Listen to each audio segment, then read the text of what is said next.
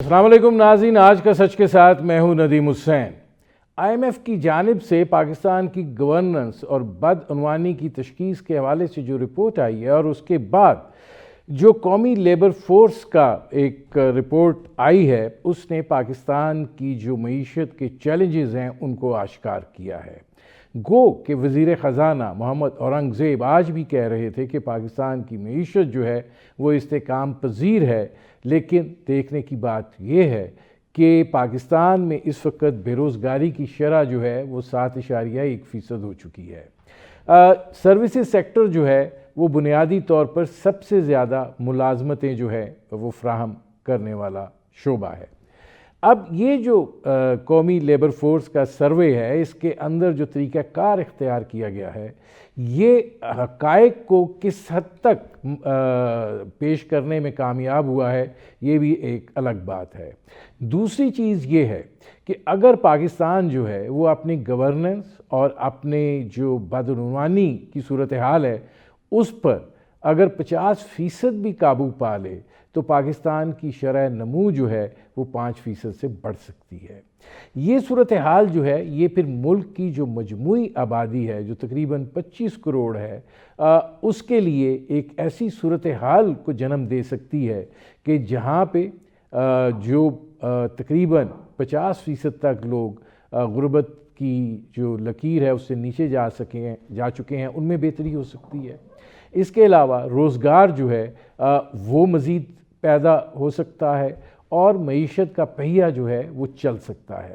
لیکن ایسے دکھائی دیتا ہے کہ اس وقت پاکستان کے کاروباری سطح کے اوپر، پاکستان کی صنعتی شعبے کے اوپر اور ان جگہوں کے اوپر جہاں پہ روزگار کی فراہمی جو ہے وہ ایک بڑا اہم اور کلیدی رول ادا کرتی ہے، وہ ٹیکس کی پیچیدہ نظام سے رنجیدہ ہیں۔ اس کے علاوہ جو دیگر عوامل ہیں اس کی وجہ سے وہ ایک جسے آپ کہہ لیں کہ سست روی کا شکار ہیں، اور اس کے باعث پاکستان کی صورتحال جو ہے وہ بہتری کی جانب جانے کی بجائے اس وقت ایک سٹینڈ سٹل کی سی سچویشن ہے۔ لیکن اس حوالے سے بہت سے سوالات ہیں، اور میری آج کی مہمان شخصیت جو ہیں وہ پاکستان کی معیشت کے حوالے سے ریسرچ بھی کرتے ہیں، پاکستان کی معیشت کو انہوں نے چلایا بھی ہے، پاکستان کی معیشت پر وہ گہری نظر رکھتے ہیں، اور جو وہ بات کرتے ہیں وہ کوٹیبل کوٹس ہوتی ہے۔ پاکستان کے سابق وزیر خزانہ ڈاکٹر حفیظ پاشا۔ ڈاکٹر صاحب، پہلے تو میں آپ سے یہ ضرور جاننا چاہوں گا کہ یہ جو قومی لیبر فورس کا سروے آیا ہے، آپ اس میں جو طریقہ کار اختیار کیا گیا ہے، آپ کس حد تک اس سے مطمئن ہیں، اور آپ کیا یہ سمجھتے ہیں کہ یہ پاکستان کے اندر جو روزگار کی صورتحال ہے اس کا یہ مکمل عکاس ہے؟ بسم اللہ الرحمن الرحیم۔ دیکھیے، یہ جو لیبر فورس سروے 2024-25 کا کل جو ریلیز کیا گیا ہے، اس کے اعداد شمار جو ہیں انہیں جب ہم نے دیکھا ہے اور ان کو ہم نے ہمارا جو 2023 کا ایک بہترین population and housing census, digital census جو ہوا تھا، اس میں جو امپلائمنٹ وغیرہ کی فگرز دی گئی ہیں اس سے جب ہم نے کمپیریزن کیا، اور فرق ایک ہی سال کا ہے، ایک 2023 کا ہے، دوسرا 2024-25 کا، تو مجھے افسوس سے کہنا پڑتا ہے کہ اتنے زیادہ فرق ہیں کہ کچھ پریشانی سی ہو گئی ہے۔ بہت ہی انکنسسٹنسی ہے between the census and the survey. اب میں آپ کو ایک اعداد شمار بتا دیتا ہوں جس سے آپ کو اندازہ ہو جائے گا کہ کتنا زیادہ فرق ہے، اور پاکستان بیورو آف اسٹیٹسٹکس کو یقیناً ہمیں سمجھانا پڑے گا کہ یہ اتنا بڑا فرق سینسس میں اور سروے میں کیوں آیا ہے۔ اور وہ ہے آپ کے کتنے ہمارے ورکرز جو ہیں بے روزگار ہیں، اس کا مقدار کیا ہے۔ اب آپ کو حیرت ہوگی کہ سروے کہتا ہے کہ تقریباً 60 لاکھ لوگ بے روزگار ہیں۔ ایگزیکٹ فگر انگریزی میں کہوں تو 5.9 ملین جو ہیں وہ لیبر فورس سروے نے کہا ہے پاکستان میں بے روزگار لوگ ہیں. سینسس نے البتہ پورا سینسس کے بعد، جو کہ بہت بڑا، آپ دیکھیں سینسس میں تو جو کوریج ہوتا ہے وہ تو سروے سے بہت زیادہ ہوتا ہے، وہ یہ کہہ رہا ہے کہ 2023 میں حیرت انگیز نمبر ہے، 1,87,00,000 لوگ بے روزگار ہیں. یعنی کہ نمبر جو ہے وہ 3 گنا سے بھی زیادہ ہے بنسبت لیبر فورس سروے کے. لیبر فورس سروے کا ایسٹیمیٹ ہے کہ انمپلائمنٹ ریٹ 7.1% ہے، اور آپ کے population and housing census of 2023 کا ایسٹیمیٹ ہے 22.1%، 3 گنا سے زیادہ. اب اتنا فرق جب آ جائے گا تو پھر credibility of a smaller survey becomes very down. اب اس میں ڈاکٹر صاحب یہ بھی کہتے ہیں کہ 1 کروڑ لوگوں کو نوکریاں ملی ہیں.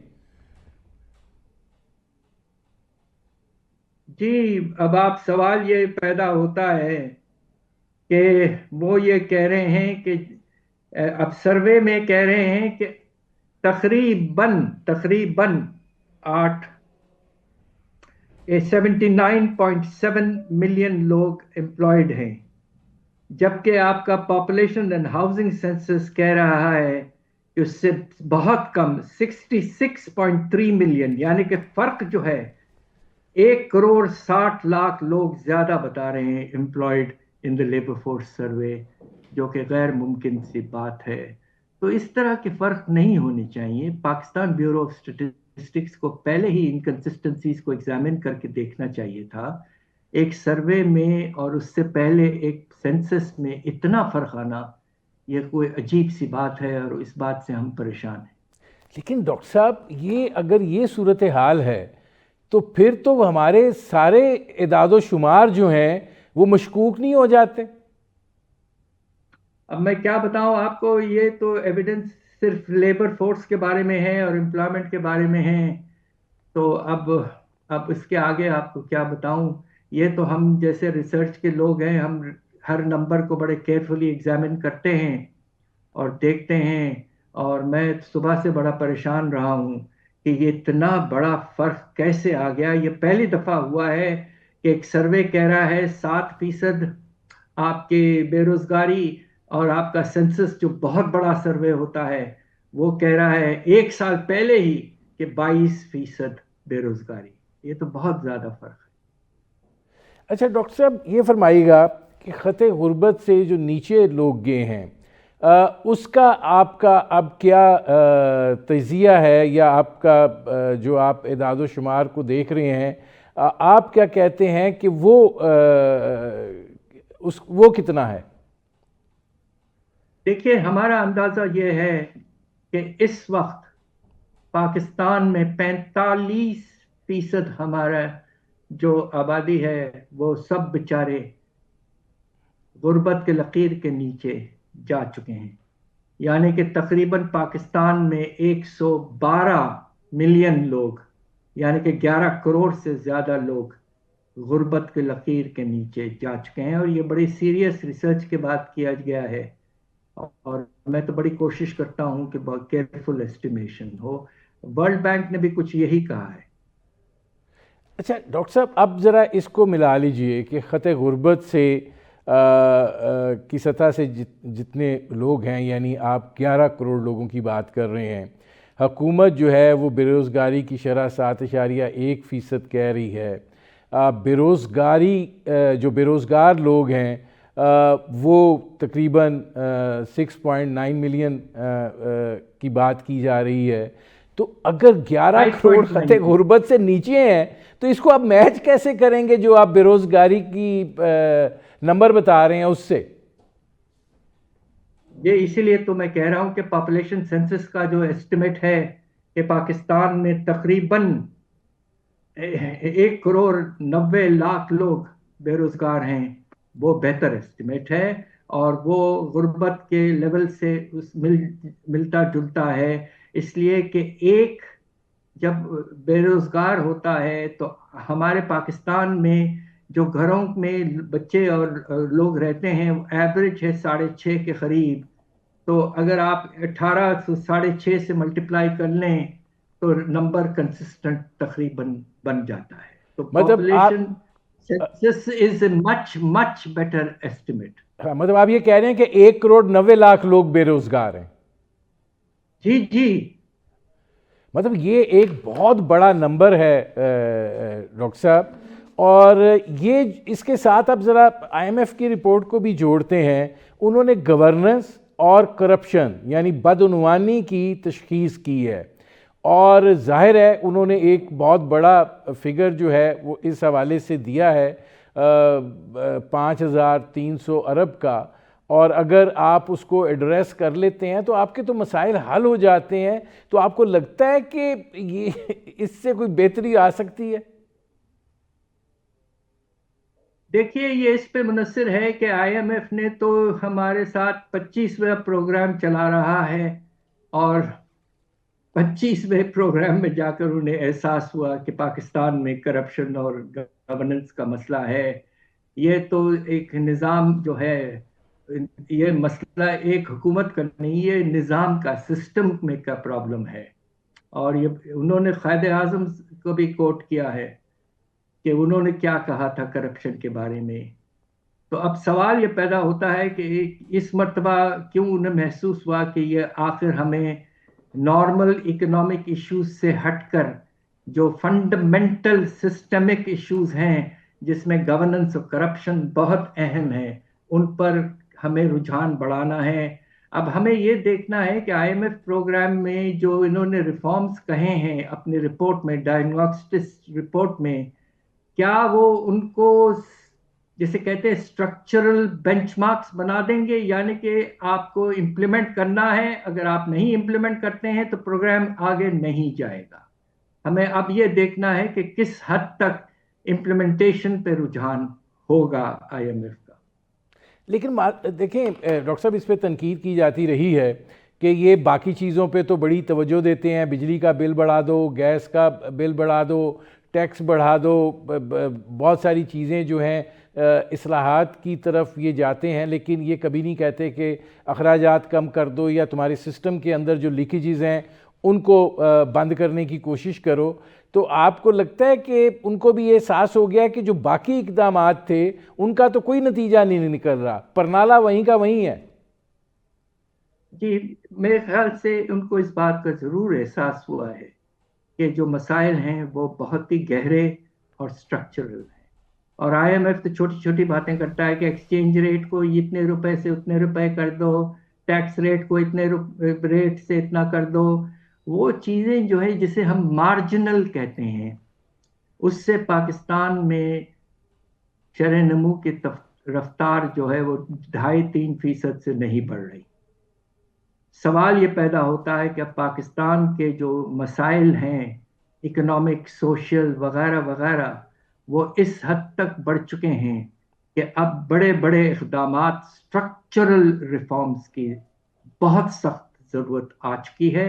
اور آئی ایم ایف نے کافی اشارے دیے ہیں آن انسٹیٹیوشنل ریفارم. اب آپ سوچئے کہ جوڈیشری تک پہ ان کا کامنٹ کافی بھاری ہے کہ ہمارے کورٹس میں بے شمار کیسز پینڈنگ ہیں، لاکھوں کے نمبر، چھوٹے کورٹ، لوور کورٹس میں.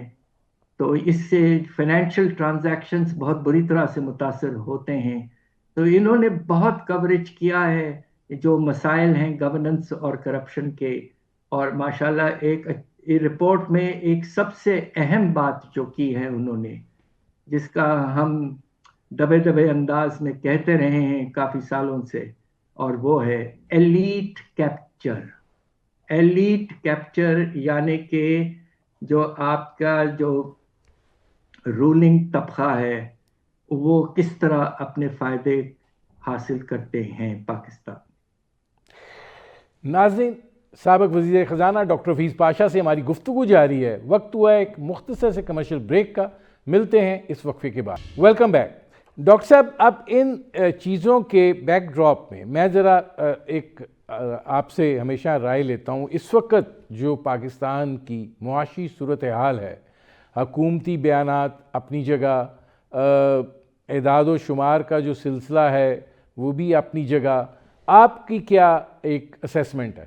یہ دیکھیے، اللہ کے فضل سے کچھ ٹھہراؤ ضرور آیا ہے، اور اس میں یہ بات واضح ہے کہ افراط زر کی رفتار بہت کم ہوئی ہے، اللہ کا شکر ہے.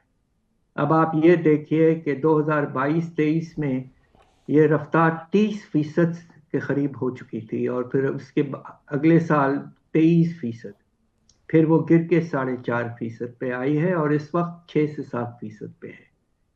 افراط زر سے بہت نقصان ہوتا ہے لوگوں کو، خاص طور پہ اگر کھانے پینے کی اشیاء کی قیمتوں میں اضافہ ہو، اور اس سے غربت میں بھی اضافہ ہوتا ہے. تو یہ اچھی بات ہے. دوسری طرف تجارتی خسارہ کو پاکستان نے پچھلے سال کم کیا ہے، اور ایک بہت ہی نمایاں بات ہوئی ہے کہ خسارے کو سرپلس میں لے آئے ہیں، اور وہ ریمیٹنسز کو ڈائیورٹ کر کے اسٹیٹ بینک نے حاصل کیا ہے. تو یہ دو اسٹیبلائزیشن کے جو اقدامات حاصل ہوئے ہیں، یہ اللہ کے فضل سے کچھ ٹھہراؤ آیا ہے. مگر جو سب سے بڑا مسئلہ ہے، سب سے بڑا مسئلہ کہ شرح نمو جو ہے پچھلے 5 سال سے ایوریج 2.5 سے 3% میں پھنسا پڑا ہے. اور جب آپ کی آبادی کا اضافہ سالانہ 2.5% ہے، تو پچھلے 5-6 سال سے ہمارے اصلی فی کس آمدنی میں کوئی اضافہ نہیں، کوئی اضافہ نہیں. اور اس کی وجہ سے غربت میں بھی اضافہ، اور دوسری طرف بے روزگاری میں بھی بے شمار اضافہ ہوتا رہا ہے. تو پاکستان کو اب کسی طرح سے اسٹیبلائزیشن تو حاصل کر کے رکھنا ہے، ورنہ اگر ریزروز پھر سے گرنا شروع ہو جائے تو پھر سے آپ کی کرنسی گرنا ہو جائے گا، اور پھر آپ کے افراط زر میں پھر سے اضافہ شروع ہوگا. پاکستان کو کسی طرح سے اچھے ریفارمز کر کے، اسٹرکچرل ریفارمز کر کے، خاص طور پہ ایکسپورٹ لیڈ گروتھ کی طرف جانا بہت ضروری ہو چکا ہے. اگر ہم یہ کرتے ہیں تو دونوں چیزیں قائم رہیں گی، اسٹیبلائزیشن بھی قائم رہے گا، اور شرح نمو میں کچھ اضافہ انشاءاللہ ہو جائے گا. اب ڈاکٹر صاحب سوال یہ پیدا ہوتا ہے کہ جو پالیسیز ہیں بنیادی طور کے اوپر اگر آپ دیکھیں تو وہ تو آپ کو اینٹی گروتھ دکھائی دیتی ہیں، جیسے شرح سود جو ہے وہ 11% پر ہے. جیسے جو بجلی کے نرخ ہیں ان کو آپ دیکھ لیجئے، پیٹرولیم مصنوعات کی قیمتوں کو دیکھ لیجئے. ٹھیک ہے افراط زر سنگل ڈیجٹ میں آیا ہے، لیکن جو مہنگائی ہو چکی ہوئی ہے، چونکہ اس کے اوپر یہ اس رفتار سے مہنگائی بڑھ رہی ہے، تو وہ لوگوں کے لیے بہت تکلیف دہ ہے. روپے کی قدر جو ہے وہ آپ دیکھ لیں کہاں پر ہے، اور اس کے نتیجے میں لوگوں کے ہاتھ میں جو آمدن آ رہی ہے وہ اس نے ان کی قوت استطاعت جو ہے اس کو ختم کر کے رکھ دیا ہے. تو یہ کس طریقے سے آپ یہ جو 2.5-3% کی گروتھ ہے اس کو کیسے آپ بڑھا سکتے ہیں؟ دیکھیے، پہلے تو میں ایک چیز کا ذکر کرتا ہوں جو آپ کی بات کو واضح کرتا ہے، اور وہ یہ ہے کہ لیبر فورس سروے نے ایک سٹیٹسٹک یہ دیا ہے کہ جو ہمارے ورکرز ہیں، جو امپلائیز ہیں، ان کی تنخواہوں میں ایوریج 24,000 سے اضافہ ہو کر تقریباً 39,000 تک پہنچ چکا، 40 کے قریب ہے. یہ اضافہ وہ کہتے ہیں یقیناً نمایاں اضافہ ہے، کوئی 60% سے زیادہ اضافہ ہے. مگر افراط زر جو ہے وہ اس پیریڈ میں 83% آپ کی قیمتوں میں اضافہ ہوا ہے. تو پچھلے 4 سال میں ہمارے جو امپلائیز ہیں، ورکرز ہیں، ان کی تنخواہوں میں ریئل ٹرمز میں تقریباً 20% کمی آئی ہے. لوگوں کے لیونگ سٹینڈرڈز میں 20% کمی آئی ہے. اب آپ سوچئے یہ کتنا بڑا بوجھ لوگوں پر آ کر گرا ہے. آپ کی بات بالکل واضح طور پر کریکٹ تھی. لیکن ڈاکٹر صاحب یہ فرمائیے گا کہ یہ جو انہوں نے انکم بریکٹ دی ہے، یہ انکم بریکٹ انہوں نے پتہ نہیں کہاں سے لی ہے اور کہاں سے یہ اضافہ لیا ہے. سرکاری سطح کے اوپر تو ہو سکتا ہے کہ یہ ہوا ہو، لیکن نجی سطح پر تو اس طرح سے نہ تنخواہیں بڑھی ہیں نہ بڑھتی ہیں. تو اس کا مطلب یہ ہے کہ اس سطح کے اوپر تو اس سے 2.5 گنا زیادہ جو معیار زندگی ہے یا قوت استطاعت ہے وہ نیچے آئی ہے. ہو سکتا ہے یقیناً. ابھی ہم نے تو سوالات کافی کیے ہیں لیبر فورس سروے کے ایسٹیمیٹس کے بارے میں، تو ہو سکتا ہے یہ ایسٹیمیٹ بھی کچھ حد تک بائسڈ ہو. اچھا ڈاکٹر صاحب، اب یہ فرمائیے گا کہ ایک چیز جو ہے وہ بڑا جس سے بھی بات کرو وہ ٹیکسیشن کے پیچیدہ نظام جو ہے اس کے اوپر بہت جزبز دکھائی دیتا ہے. اور جب بھی بات ہوتی ہے، چاہے وہ پرائم منسٹر ملتے ہیں بزنس مینوں سے یا بزنس مینوں سے اٹ سیلف بات ہوتی ہے، تو وہ یہ کہتے ہیں کہ اس نظام کو جو ہے کوئی سہل طریقہ جو ہے وہ ہونا چاہیے تاکہ شاید ہاریزونٹل گروتھ اس سے جو ہے وہ ہو سکے. جی بالکل، یہ بات واضح طور پر یقیناً واضح ہے. اور مجھے خوشی اس بات کی ہے کہ پچھلے ہفتے میری کتاب نکلی ہے ٹیکسیشن سسٹم پر. آپ چاہیں گے تو میں ایک کاپی بھیج دوں گا آپ کو. اب سوال یہ پیدا ہوتا ہے کہ ٹیکس کے نظام میں ایک خصوصیت جو ہے وہ بہت نقصان دہ ہے، اور وہ یہ ہے کہ ہمارا ٹیکس کا جو نظام ہے وہ اکراس دا بورڈ نہیں ہے. ایک یونیفارم اور ایک بیلنسڈ ایکویٹیبل نظام نہیں ہے.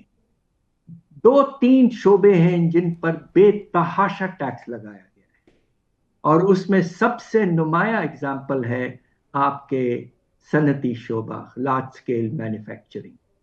آپ کو اس کتاب میں ثابت کیا گیا ہے کہ لارج اسکیل مینوفیکچرنگ صنعتی شعبے پر ٹیکس کا جو بوجھ ہے وہ پورے اکانومی کے بوجھ سے 4 گنا زیادہ ہے. 4 گنا زیادہ ہے. اب آپ یہ سوچئے کہ اگر اتنا بھاری بوجھ کسی بھی ادارے یا کسی بھی سیکٹر پہ ہوگا تو وہ چل نہیں پائے گا. اور پچھلے 5 سال میں آپ کا لارج اسکیل مینوفیکچرنگ سیکٹر میں شرح نمو تقریباً 0 رہی ہے. یہ وہ سیکٹر ہے جو ایک زمانے میں 6 سے 8% سالانہ بڑھتا تھا. تو ٹیکس کا نظام کو پھیلانا بہت ضروری ہے. آپ کو دوسرے سیکٹرز کو لانا ہے ٹیکس کے نظام میں.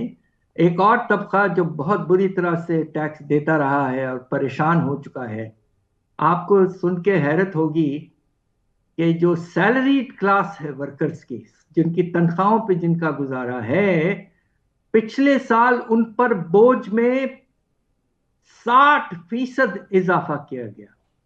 60% انکریز ان ریونیوز. حیرت انگیز بوجھ. تو اب آپ کو 3 شعبے ہیں جن پر آپ کو ٹیکس کے نظام کو لے جانا ہے. ایک پراپرٹی، بہت ہی انڈر ٹیکسڈ. دوسرا آپ کے ریٹیلرز اینڈ ہول سیلرز. اور تیسرا سب سے بڑا سیکٹر جو انڈر ٹیکسڈ ہے اور جس میں بڑے بڑے زمیندار ہیں، وہ ہے آپ کا زرعی شعبہ. ان سب کو لانا ہے ٹیکس کے نظام میں. اور جو ٹیکس کا بوجھ آپ کے 3 سیکٹرز پہ بہت زیادہ ہے، جس میں مینوفیکچرنگ ہے، بینکنگ ہے اور کنسٹرکشن ہے، ان تینوں میں کم کر کے آپ بوجھ پھیلائیں تو سانس لینے کی گنجائش پیدا ہوگی کچھ سیکٹرز میں، اور وہ آگے بڑھنا شروع ہو جائیں. اب ڈاکٹر صاحب ایک بڑا اہم ایشو ہے اس وقت، بڑی اس پہ بحث ہو رہی ہے اور میں اس پر آپ سے رائے لینا چاہ رہا ہوں، اور وہ ہے NFC ایوارڈ. آپ کیا سمجھتے ہیں کہ اس کو ری وزٹ کرنے کی ضرورت ہے؟ کیونکہ وفاق جو ہے وہ تو اب فارغ ہو گیا ہے اور دکھائی یہ دیتا ہے کہ مزید اب گنجائش نہیں رہ گئی لوگوں کو نچوڑنے کی. دیکھیے بات یہ ہے کہ ہمارے آئین میں ایک آرٹیکل ہے جس کے تحت جو صوبوں کا شیئر ہوتا ہے ڈویزبل پول فیڈرل ٹیکسز کا، وہ کم نہیں کیا جا سکتا.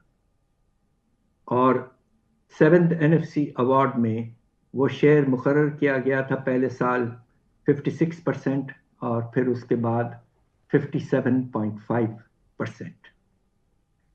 اب بڑے سلیقے سے فیڈرل گورنمنٹ نے طریقے نکال لیے ڈی فیکٹو اس شیئر کو کم کرنے کا. اور وہ کیسے کیا پچھلے سالوں؟ سب سے پہلے انہوں نے ڈویزبل پول میں سیلز ٹیکس سے ہٹا کر ایک نیا لیوی لگایا جس کا نام ہے پیٹرولیم لیوی. اس سے 1200 ارب حاصل کرتا ہے فیڈرل گورنمنٹ، اور وہ پہلے سیلز ٹیکس میں ہوتا تھا تو 57.5% جاتا تھا پروونسز کو، اب وہ اتنا کم کر گیا. تو کم از کم 600-700 ارب تو انہوں نے اس ایک ہی اقدامات سے کم کر دیے ہیں. دوسری طرف پروونسز سے یہ کہا گیا ہے کہ آپ سرپلسز جنریٹ کریں. پچھلے سال 1000 ارب سے زیادہ جنریٹ کیا. تو یہ دو چیزیں آپ ملا لیں تو اصل میں شیئر 57.5% نہیں ہے جو اوریجنل ایوارڈ میں تھا. اب وہ ان دو چیزوں کی وجہ سے، transfer to petroleum levy and generation of surpluses کی وجہ سے actual de facto share provinces کا بہت کم ہو چکا ہے، اور وہ اس وقت 45% کے لگ بھگ ہے. تو گنجائش بالکل نہیں ہے کہ آپ شیئرنگ کا formula between the federation and the provincial governments کو تبدیل کریں. گنجائش اگر تھوڑی بہت ہو سکتی ہے تو ہارزونٹل شیئرنگ جسے کہتے ہیں کہ جو پیسہ پورا فیڈرل گورنمنٹ سے جاتا ہے پروونسز کو، وہ چاروں پروونسز میں کس طرح بٹے، اسے ہارزونٹل شیئرنگ کہتے ہیں. اس میں مختلف کرائٹیریا یا انڈیکیٹرز استعمال ہوئے تھے. 7th NFC ایوارڈ بہترین ایوارڈ تھا. اس میں آپ نے چھوٹے پروونسز جو انڈر ڈیولپڈ زیادہ ہیں، آپ کے خیبر پختونخوا جو اس وقت NWFP تھا، اور بلوچستان، ان کو ان کے آبادی سے زیادہ شیئر دیا گیا ہے. وہ بہت مناسب ہے، اس کو قائم رکھیں. میں تو سمجھتا ہوں کہ چھوٹی چھوٹی چینجز کر کے آپ ایوارڈ کو 11ویں ایوارڈ کو فائنلائز کر دیں، اور اس کے بعد میں ہمارے پروونسز کو لوکل گورنمنٹس کی طرف جانا چاہیے، اور پروونشل فائنانس کمیشن ایوارڈز بھی آنے چاہیے. اگر آپ نے واقعی ایک اچھا نظام بنایا جس میں 3 لیولز ہوں، فیڈرل، پروونشل اور لوکل، تو انشاءاللہ پاکستان میں سروسز کی پروویژن وغیرہ میں نمایاں طور پر بہتری آئے گی انشاءاللہ. بہت شکریہ ڈاکٹر حفیظ پاشا. ناظرین، یہ تھے سابق وزیر خزانہ ڈاکٹر حفیظ پاشا. ان کی آپ نے گفتگو سنی. وقت ہوا ہے ایک مختصر سے کمرشل بریک کا. ملتے ہیں اس وقفے کے بعد. Welcome back. ناظرین، پاکستان اور افغان رجیم کے درمیان اگر کوئی اعتماد کا رشتہ تھا یا کوئی ایک نرم دلی کی گنجائش تھی تو وہ اب ختم ہو چکی ہے. اور صورتحال جو ہے اب بڑی واضح ہے کہ خون اور تجارت یا خون اور تعلق ایک ساتھ نہیں چل سکتے. یہ دو ٹوک فیصلہ جو ہے یہ ہو چکا ہے، اور اس کی وجہ یہ ہے کہ پاکستان افغان رجیم سے تسلسل کے ساتھ ہی کہتا رہا ہے کہ ان کی سرزمین جو ہے وہ پاکستان کے خلاف دہشت گردی میں استعمال ہو رہی ہے. پاکستان کے جو جوان ہیں، پاکستان کے جو افسران ہیں، پاکستان کے جو سویلین ہیں، وہ شہادتیں دے رہے ہیں، اور یہ صورتحال جو ہے یہ اب ناقابل برداشت ہوتی جا رہی ہے. تنگ آمد بجانگ آمد کے مستاق پاکستان نے 1 مہینہ قبل افغانستان کے اندر TTP کے ٹھکانوں کو نشانہ بھی بنایا تھا.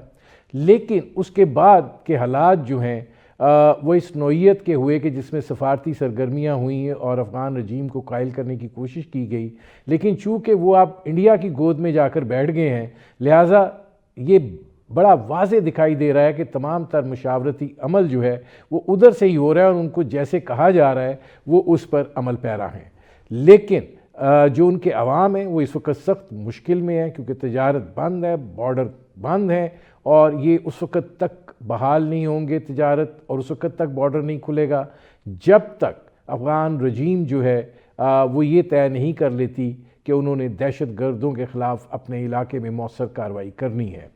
ابھی کل بھی پاکستان کے اوپر انہوں نے ایئر سٹرائکس کا الزام لگایا، اور پھر یہ بات بھی کہ ہم مناسب وقت پر جواب دیں گے، اور یہ شریعت کا بھی تقاضا ہے، پتہ نہیں وہ کون سی شریعت ہے جس کے اوپر وہ عمل پیرا ہیں، اور جس طریقے سے انہوں نے اپنے عوام کو جو ہے وہ ایک ایسی فضا کے اندر رکھا ہوا ہے کہ جو قطعی طور پر اس عمل کی آشکار نہیں ہے کہ وہاں پہ کوئی شرعی ماحول جو ہے وہ ہے۔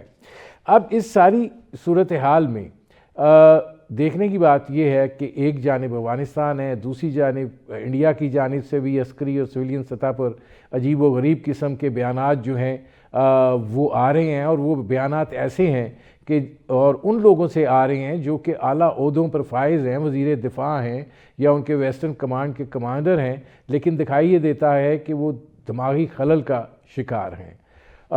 بھارت کا جو طیارہ دبئی ایئر شو میں گرا تھا، اس کے بعد آرمینیا جو بھارت سے $1.2 بلین مالیت کے 12 تیجس خریدنے کی بات کر رہا تھا، انہوں نے بھی منع کر دیا ہے۔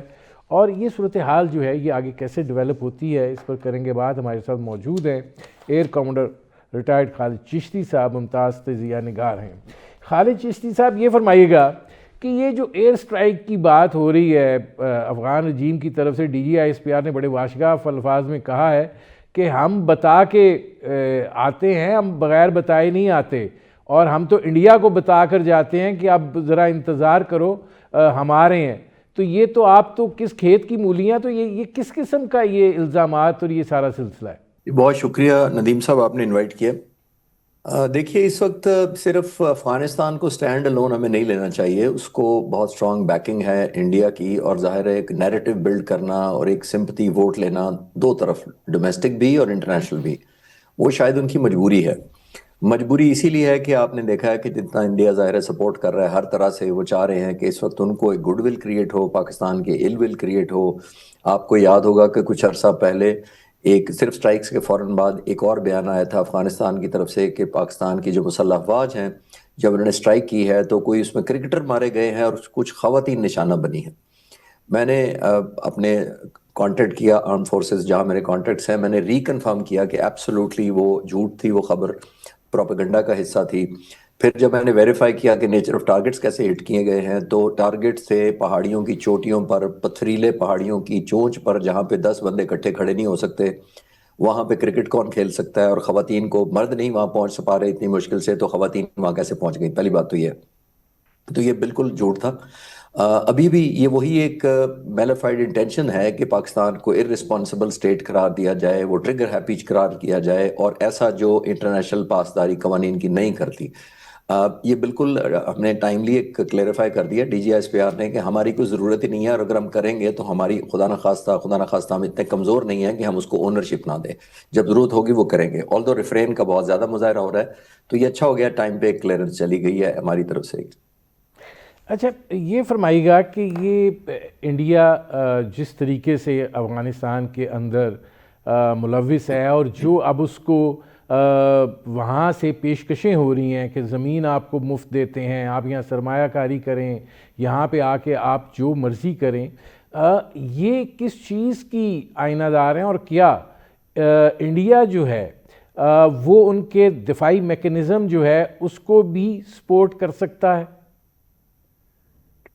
ایک دیکھیے شارٹ ٹرم اس کا جواب ہے اور ایک لانگ ٹرم ہے جو آپ نے سوال ہیں، اسی طرح میں جواب دینے کی کوشش کرتا ہوں۔ دیکھیے شارٹ ٹرم تو یہ ہے کہ انسینٹیو دیے جائیں، ان کو انفراسٹرکچر دیا جائے، ان کو انشور کرایا جائے کہ پاکستان کے اگر ٹریڈ بند ہے تو ہم آپ کو سپورٹ کریں گے، چابہار ہمارے کنٹرول میں ہے۔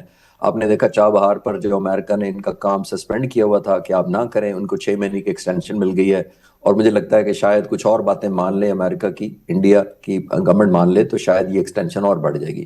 تو چابہار ایک اتنا پرائم رستہ تو نہیں ہے، لیکن چابہار کے ایکسیس ایران کے تھرو ان کی پاسبلٹی بنتی ہے کہ ان کو ایکسیس دیا جائے۔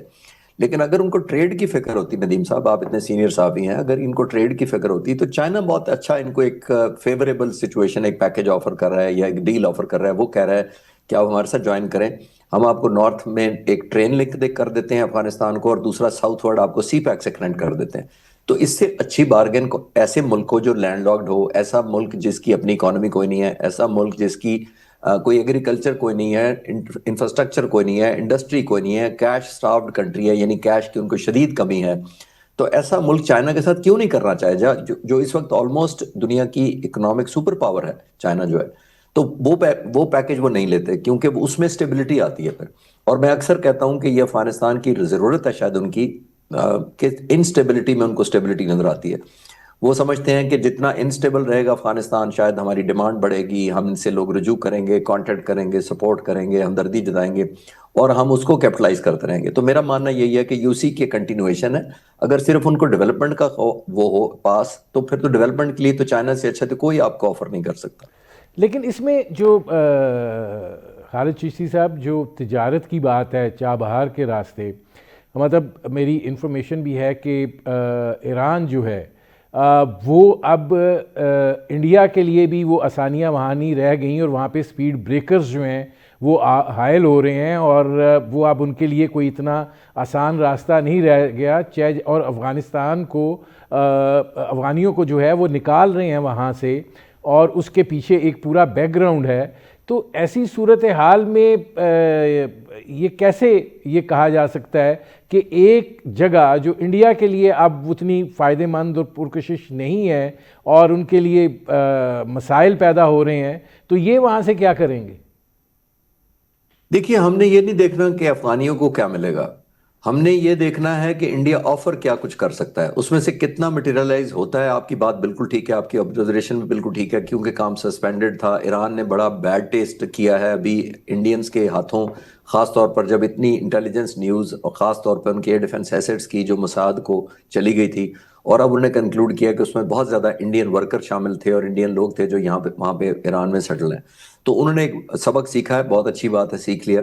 اس میں کوئی شک نہیں ہے کہ اب وہ زمانہ نہیں رہا جب چار بہار میں ان کا ان لمیٹڈ ایک کنیکٹیوٹی تھی اور ان کو کچھ بھی آفر کر سکتے تھے اور اوپر افغانستان کی طرف یا حامد کرزئی یا اشرف غنی بیٹھے ہوتے تھے. وہ سچویشن ڈیفرنٹ ہے, ایبسولوٹلی ٹھیک کہہ رہے ہیں آپ. لیکن جیسے میں نے کہا کہ کیونکہ ٹیمپٹیشن دینی ہوتی ہے, انڈیا اس وقت بہت زیادہ میسو ان کو سپورٹ کر رہا ہے. دیکھیے انڈیا نے خود کتنے کمپرومائزز کیے ہیں ان کو انگیج کرنے کے لیے. انڈیا نے اتنے زیادہ کمپرومائزز کیے ہیں کہ انڈیا کا ایک جہاز ہائی جیک ہوا تھا ایئر انڈیا کا, وہ انڈیا نے کہا تھا کہ طالبان نے کیا. دیکھیں میں ملا متقی کی انڈیا میں پریزنس سے لنک کرنا چاہ رہا ہوں. ایک طرف ان کو بلایا, اسپیشل ویور لیا 2001 سے لے کر پچھلے 24 سالوں سے ملا متقی صاحب یونائٹڈ نیشنز کی ٹیررسٹ لسٹ پر ہیں. اور وہ ملا متقی وہ ہیں جو 9 سال کی عمر میں پاکستان آ گئے تھے حالات کی وجہ سے, پھر یہیں جوان ہوئے. جب طالبان کی پہلی حکومت آئی 1996 میں تو یہ کلچر اور انفارمیشن منسٹر بن کر واپس گئے تھے. تو ساری جوانی اور بچپن ان کا یہیں گزرا ہے. لیکن وہ تو احسان مندی کیا ایک علیحدہ چیپٹر ہے جس پہ علیحدہ بات ہو سکتی ہے. تو انڈیا نے کتنا کمپرومائز کیا, ملا متقی کو جب بلایا تو 2001 سے لے کے ٹیررسٹ لسٹ پر تھے, وہ ایکسیپشنل انہوں نے ویور لیا, ریلیکسیشن لی یونائٹڈ نیشن سے. ان کو بلانے کے بعد ان کی ہر بات مانی گئی کہ خواتین اگر پریس کانفرنس میں نہیں ہوں گی تو انہوں نے کہا نہیں ہوگی. یہ وہ ایک سٹیٹ ہے جو کہتی ہے ہم سب سے بڑے سیکولر سٹیٹ ہے, ہم سب سے بڑی جمہوریت ہے دنیا کی. تو انہوں نے کمپرومائز کیا. پھر میں بات کر رہا تھا ایئر انڈیا کا جہاز ہائی جیک ہوا تھا, انہوں نے کہا تھا طالبان قصوروار ہے. انہوں نے کہا ہمارا ایک دانش صدیقی جرنلسٹ مارا گیا, طالبان قصوروار ہے. پھر انہوں نے کہا ہمارا ایمبیسی میں دھماکہ ہوا ہے, انڈین ایمبیسی میں کابل میں, طالبان قصوروار ہے. تو سارے کے سارے قصور معاف ہو گئے. پہلے وہ کہتے تھے جی یہ بروٹل ہیں, یہ ان ہیومن ہیں, یہ بیڈ فیس آف ہیومینٹی ہیں, جو بھی کہتے تھے. تو ساروں کو یو ٹرن کر لیا انہوں نے انسینٹیو دینے کے لیے, سمپل کہ میرے دشمن کا دشمن جو ہے وہ میرا دوست ہے. وہ سمجھتے ہیں کہ افغانستان کو اتنا زیادہ پیمپر کریں, اتنا زیادہ انکریج کریں, فیسلٹیز دیں, اور تاکہ ہم ایک پراکسی وار کے طور پہ ان کو انگیج رکھ سکیں, اسپیشلی پاکستان کو ویسٹرن بارڈر کی طرف سے. ظاہر ہے پاکستان کی ملٹری مسلح افواج بائی ڈیزائن نہیں بنائی جاتی کہ ہم 2 فرنٹ پہ جنگ لڑیں گے یا 2 فرنٹ پر ہم بارڈر کی سیکیورٹی کریں گے. ہم ایک انڈیا اسپیسیفک ہی ساری فورس کوڈ ڈیولپ کرتے ہیں, وار آبجیکٹیوز کرتے ہیں, اپنی وار گیمنگ کرتے ہیں, سب کچھ انڈیا اسپیسیفک ہوتا ہے. لیکن ان کے ڈیزائن میں یہ ان کو بہت, جس کو کہتے ہیں نا, بڑا اکنامیکل پڑے گا کہ اگر 2-4 بلین دے دیں, اور وہ پہلے بھی دیا ہے انہوں نے. 2001 سے لے کر 2021 تک انہوں نے $3 بلین فارملی خرچے ہیں جو آفیشیل چینل سے ان کے پاس گئے ہیں. تو میں کہنا یہ چاہ رہا ہوں کہ یہ بنیادی طور پر انڈیا ایک انسینٹیو اس حد تک دیتا ہے کہ ڈینائی کرنا مشکل ہے. حالات جو بھی ہوں, ٹیمپٹیشن ان کو لگتی ہے, خاص طور پر ایسا ملک جس پر کیش نہ ہو. اچھا یہ فرمائیے گا کہ اب ذرا انڈیا کی طرف آتے ہیں کہ وہاں سے بھی ایک عجیب و غریب قسم کے بیانات جو ہیں وہ ابھر کر سامنے آ رہے ہیں. اور لیکن جو ہزیمت انہیں اٹھانی پڑی ہے اس کی شرمندگی جو ہے ان کی لیڈرشپ کے چہروں کے اوپر بڑی عیاں نظر آتی ہے. اس وقت نریندر مودی جو ہیں وہ بڑے واضح انداز میں ہندوتوا کا پرچار کرتے اور ایک ہندو ریاست کی تشکیل کرتے ہوئے دکھائی دے رہے ہیں. لیکن یہ جو بیانات آ رہے ہیں ان بیانات کی کوئی اہمیت ہے؟ کیونکہ ہمت تو وہ نہیں کر پا رہے, حوصلہ بھی نہیں وہ کر پا رہے, اور بیانات تک محدود ہیں. جیسے ایسے لگتا ہے کہ وہ اپنی جو ڈومیسٹک آڈینس ہے اس کو کچھ مطمئن کرنا چاہتے ہیں. ندیم صاحب دیکھیے، میرا ماننا یہ ہے کہ یہ انوکھا ملک ہے ہندوستان. انوکھا اس سینس میں کہہ رہا ہوں، میں خاص طور پر حکومت کی بات کر رہا ہوں کہ یہ ایسا ملک ہے جو دنیا میں چوتھے پانچویں نمبر پر ملٹری ہے. دنیا میں سب سے زیادہ پاپولیشن ہے اس کی. پاکستان سے کچھ 6 گنا پاپولیشن زیادہ ہے. پاکستان سے اکانومی کئی گنا زیادہ سٹرونگ ہے. لیکن انسیکیورٹی الیکشن کے وقت پاکستان کا نام لے کر پیدا کی جاتی ہے. پاکستان کا نام لے کے ڈرایا جاتا ہے کہ ہم یہ کر دیں گے، وہ یہ ہمیں ووٹ دے دو ورنہ پتہ نہیں یہ کیا ہو جائے گا. پاکستان کتنا چھوٹا ہے لیکن ہمارے الیکشن کیمپین میں ہمارے اور بہت مسئلے ہوں گے جو یہاں ڈسکس ہوتے ہیں، لیکن انڈیا سے انسیکیورٹی نہیں ڈسکس ہوتی کبھی کہ انڈیا سے ہوا تو ہم یوں کر دیں گے. کوئی حکومت میرا نہیں خیال کہ انڈیا کا نام لے کر لوگوں کو ڈرا کر یہاں پاکستان میں ووٹ لیتی ہے، جبکہ وہاں یہ ہے کہ انڈیا پاکستان کا نام لے کے ووٹ ڈراتے رہتے ہیں لوگوں کو. یہ یونیک ہے. آپ نے خود ہی کہا کہ حوصلہ اور کیپیبلٹی دو ہی چیزیں ہوتی ہیں، لیکن حوصلہ اور کیپیبلٹی تو دونوں مئی میں چیک کر لی انہوں نے پاکستان کی. اور تیسرا بھی ایک بائی پروڈکٹ ہوتا ہے، وہ ہوتا ہے ٹرافی. کیا لیا آپ نے؟ وار ٹرافی کیا لے کے جائیں گے گھر آپ؟ جب آپ اتنا بڑا میچ کھیلیں گے، پورے 1.78 بلین لوگوں کو جھونک دیں گے وار جنگ میں، تو پھر آپ نے بتانا ہوتا ہے اپنے لوگوں کو کہ ہم نے یہ جیتی ہے ٹرافی جناب. وہ تو آج تک پوچھ رہی ہے، اس کی اپوزیشن بھی پوچھ رہی ہے، وہ کہتی ہے ثبوت دکھائیں. اگر جہاز مارے ہیں تو ثبوت نہیں دیتے. تو میں یہ کہنا چاہ رہا ہوں، آئی تھنک انہوں نے الیکشن کیمپین کے طور پر یوز کرتے ہیں، اس کا بڑا فائدہ ہو گیا. 243 سیٹیں تھی بہار کی، 203 جیت گئے ہیں. ان کا جو الائنس تھا بی جے پی کا، تو ان کو فائدہ تو ہوا ہے اس کا. لیکن انفارچونیٹلی یہ نہیں میں کہہ رہا کہ انڈین لوگ بے وقوف ہیں جنہوں نے ووٹ دیا ہے. لیڈر کی دیکھیے ندیم صاحب ذمہ داری ہوتی ہے کہ لوگوں کو صحیح راستہ دکھائے، پازیٹیوٹی دکھائے، اور ایک پازیٹیو نیشنل آبجیکٹو کے اپنے آپ کو ووٹ دلوائے. یہ نہیں ہوتا کہ لوگوں کو خوف زدہ اور انسیکیوری وغیرہ کرتے کر ہوئے. کے اور اس طرف جائیں. اچھا، اس میں خالد چشتی صاحب یہ فرمائے گا کہ تیجاس کے گرنے کے بعد ظاہر آرمینیا لے رہا تھا جہاز. اب یہ انڈیا کا نقصان نہیں ہے. یہ بڑا کہتے تھے کہ made in India, made in India.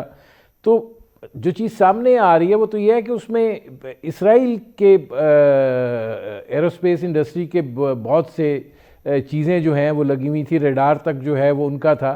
تو یہ تو دو طرفہ جو صلاحیت ہے اس کا جلوس نکلا ہے. جی آپ بالکل ٹھیک کہہ رہے ہیں. یہ کیونکہ ہیومن ٹریجڈی ہے، اور میں ان دنوں جتنے چینلز پر میں گیا تھا اتفاق سے آپ کے ساتھ ہمارا کوئی ٹائمنگ میچ نہیں کیا، اور میں تو بلکہ فیملی کو، غریب فیملی کو کانڈولنس پیش کرتا رہا ہوں. آج میں نے ایک یوٹیوب پر ڈاکومنٹری 6 بجے ڈالنی ہے اسی انالیسس کے اوپر، جو 10 منٹ کا میں نے انالیسس کیا ہے اپنے خالد چشتی کے نام سے میرا ایک چینل ہے. تو اس پہ میں نے یہ انالیسس کیا، اور اس میں بھی میں نے فارملی کانڈولنس کیا فیملی کو. ہمارا تو یہ وقار ہے کہ یہ ندیم صاحب جنگ کی فتح نہیں تھی. پہلی تو میں کلیئر کر دوں جواب دینے سے پہلے، یہ ایک ہیومن ٹریجڈی تھی پہلی بات. جو آپ آرمینیا کی طرف اشارہ کر رہے ہیں، بالکل آپ ٹھیک کہہ رہے ہیں. یہ پہلا ملک تھا، 12 جہاز وہ کوشش کر رہے تھے 20 تک سودا ہو جائے. 1.2 بلین کی ڈیل تھی، اور یہ بہت اوپننگ ملنی تھی ان کو کہ اگر آرمینیا خرید لیتا. اور یہ بھی ذہن میں رکھیے گا کہ آذربائیجان جو اس کے مخالف ملک ہے، انہوں نے ہمارے سے F-17 تھنڈر خریدے ہیں. تو ایک مقابلے میں انڈیا چاہتا تھا کہ اس کے پچ کیا جائے اس کے جہاز کو، چلے وہ نہیں ہو سکا. آگے ایون امریکہ تک کو وہ بیچنا چاہ رہے تھے، ملیشیا، انڈونیشیا، ایجپٹ، فلپین، ان سب کو وہ بیچنا چاہ رہے تھے. لائن اپ تھی چیزیں. لیکن سب سے بڑا دھچکا ان کو یہی لگا ہے کیونکہ اتنے عرصے سے یہ آلموسٹ میرے نالج کے مطابق بوروئنگ کر رہے تھے ٹیکنالوجی، کہ ہم جب ریٹرن کریں گے انویسٹمنٹ ان ملکوں کی جو ہمیں سپورٹ کر رہے ہیں. اور سب سے آگے اس میں اسرائیل تھا. اسرائیل کو خود بہت بڑا جھٹکا لگے گا. نمبر 2 کنٹری وہی ہوگی انڈیا کے بعد اگر کسی کو سیٹ بیک لگے گا یہ پروجیکٹ، اگر یہ پروسیڈ آگے نہیں کرتا یا اتنا کامیابی کا سے ہمکنار نہیں ہوتا ہی. اور یہ ڈیفینیٹلی کیونکہ اسرائیل نے آل آؤٹ دیا تھا ان کو سپورٹ، ہر طرح کی الیکٹرانکس کی، سینسرز کی. اسرائیل کی انڈسٹری بہت ایڈوانس ہے، انہوں نے بہت زیادہ مدد کی تھی. اور آئی ایم شیور ان کو بہت زیادہ نقصان بھی ہوگا بزنس کے پوائنٹ آف ویو سے، اور جو ان کی انویسٹمنٹ ہے مجھے لگتا ہے کہ وہ بھی ریکور نہ ہو پائے اگر یہ جہاز نہ بکے تو. اچھا، ایک آخری سوال یہ فرمائیے گا کہ ظاہر ہے دھمکیاں تو آتی ہیں، لیکن جو ہم نے 7 مئی کی شب کیا، آپ کو کیا لگتا ہے کہ بھارتی ایئر فورس جو ہے وہ اب اس قابل رہ گئی ہے کہ وہ پاکستان ایئر فورس کے مقابلے پر اس وقت جو اس کی سچویشن ہے اس میں آ سکے، اور یہی وجہ ہے کہ وہ اب بار بار نیوی کی بات کرتے ہیں؟ دیکھیے ندیم صاحب، ایک تو مس پرسیپشن ہی ہے. میں ہر چینل پر یہ کلیئر کرنے کی کوشش کرتا ہوں کہ دیکھیں، پاک فضائیہ نے بڑی ہاٹلی کنٹیسٹڈ کامبیٹ لڑی ہے، آلموسٹ 1 گھنٹہ چلی ہے، جس کے لیٹر ہاف میں یہ کلنگ اور شوٹنگ ہوئی. پاک فضائیہ کو جو کامیابی اللہ نے نصیب کی وہ بعد کا ہاف تھا. پہلے پورا ہاف سے زیادہ انڈین ایئر فورس بہت اگریسیولی لڑی ہے. میں ان کو کمپلیمنٹ کرنا چاہوں گا کہ وہ ایک پروفیشنل ایئر فورس تھی. لیکن پھر میں اپنی ایئر فورس کو اور ان کی لیڈرشپ کو، air chief marshal Zaheer Ahmed Babar Sidhu جو خود آپریشن روم میں لڑوا رہے تھے، ان کو کریڈٹ دینا چاہوں گا کہ انہوں نے اینڈ پہ آؤٹ سمارٹ کیا ان کے ٹیکٹکس کو، اور کنسرٹڈ ایفرٹ کی تھی تھرو آؤٹ جو 1 گھنٹہ جنگ ہوئی ہے. بیونڈ ویژول رینج چند سیکنڈ یا منٹ کی بات ہوتی ہے جنگ کرنا، گھنٹہ نہیں چلتی پوری. میں ایک کریڈٹ ان کو دیتا ہوں، اسی وجہ سے میں اپنی فضائیوں کو کریڈٹ دیتا ہوں. تو اگر ہم یہ پرسیپشن دیتے ہیں کہ وہ کوئی افریقہ کے چھوٹے سے ملک کی ایئر فورس تھی اور ہم نے اس کو مار گرایا، ایسا نہیں تھا. بہت چیلنجنگ تھا مارنا، اور ظاہر ہے خدا نخواستہ ہمارا اپنا بھی نقصان ہو سکتا تھا. جو آپ کہہ رہے ہیں ہمت کرنی، دیکھیے ان کو تو ایک اور سیٹ بیک ملا ہے کہ وہی MiG 21 جو تقریباً 65 سالوں سے وہ اڑا رہے تھے، 850 کے قریب انہوں نے جہاز انڈکٹ کیے. اس دوران 400 جہاز کریش کروا لیے پچھلے 65 سالوں میں. 200 پائلٹ اپنی جان سے گئے، تقریباً 30 سیولین اپنی جان سے گئے ان ایکسیڈنٹس میں. تو یہ وہ MiG 21 تھا جو انہوں نے ستمبر کے مہینے میں آخری 2 اسکواڈرن تھے گراؤنڈ کر دیے. اور پھر میں تیجاس سے لنک کرنا چاہوں گا. اسی تیجاس نے over the last 40 years MiG 21 کو ریپلیس کرنا تھا، اور وہ ریپلیس کرنے کی بجائے آج ان کے پاس صرف 40 جہاز ہیں، جو وہ ان کے 850 تھے اور ان کو گریجولی 100 200 300 تک ان کے لے جانا تھا. اب 40 جہاز ان کو صرف آج تک ملے ہیں. اسی لیے انڈین ایئر فورس چیف گلہ کرتے ہیں کہ حال جو ہے ہندوستان ایروناٹیکل لمیٹڈ، مجھے اس پر اعتبار ہی نہیں ہے. تو یہ اسی وجہ سے دنیا میں کوئی جہاز نہیں خرید رہا جو تیجاس ہے، کیونکہ وہ سمجھتے ہیں کہ جو اپنی ان کی ایئر فورس نہیں خرید رہی تو پھر وہ کیسے خریدیں گے. آخری جملہ میں بولتا چلوں کہ JF-17 تھنڈر ہے.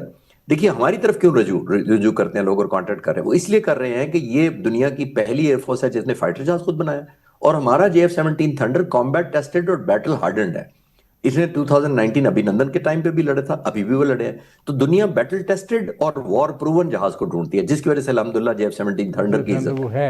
ٹھیک ہے، بہت شکریہ ایئر کاموڈر ریٹائرڈ خالد چشتی صاحب. ناظرین، یہ تھے ایئر کاموڈر ریٹائرڈ خالد چشتی، ان کی آپ نے گفتگو سنی. اب تک کے لیے اتنا ہی، اجازت دیجیے، اللہ حافظ.